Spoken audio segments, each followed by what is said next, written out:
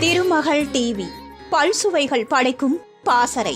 எம்ஜிஆர் மற்றும் சிவாஜி இருவருக்கும் டி.எம். சௌந்தரராஜனின் குரல் மட்டுமே பொருத்தமாக இருக்கும். காதல், சோகம், தத்துவம் என பல சூழ்நிலைகளுக்கு ஏற்ப டி.எம்.எஸ். அற்புதமாக பல 100 பாடல்களை இருவருக்கும் பாடியுள்ளார். அதேபோல எம்ஜிஆருக்கு ஒரு மாதிரியும் சிவாஜிக்கு ஒரு மாதிரியும் என குரலை மாற்றி பாடுவதில் கெட்டிக்காரர் டி.எம்.எஸ். அதே நேரம் சினிமாவில் மாறாதது மாற்றம் மட்டுமே.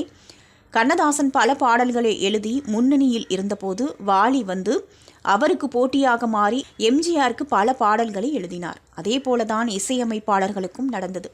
எம்.எஸ். விஸ்வநாதன் கோலோச்சிய காலத்தில்தான் இளையராஜா வந்து கிராமப்புற மண் வாசனை பாட்டுக்களை கொடுத்து முன்னணி இடத்தை பிடித்தார்.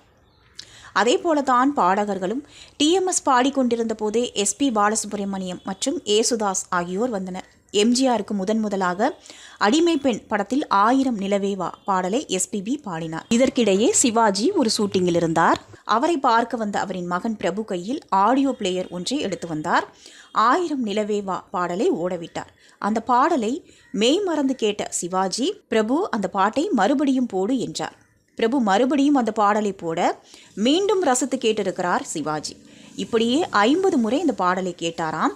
இந்த சம்பவத்தை ஒரு பேட்டியில் பகிர்ந்து கொண்ட பிரபு, அப்போது எனக்கு வயது 13 தான் இருக்கும். இந்த பாடலை 50 முறை கேட்ட அப்பா, இந்த பாட்டை யாருப்பா பாடினது என கேட்டார்.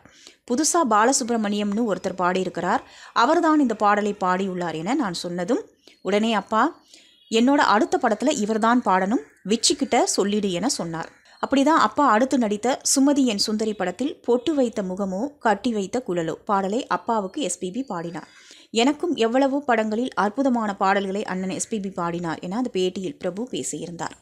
திருமகள் டிவியை லைக் செய்து உங்கள் நண்பர்களுக்கும் ஷேர் செய்வதுடன் சப்ஸ்கிரைப் செய்து ஆதரவு தாருங்கள்.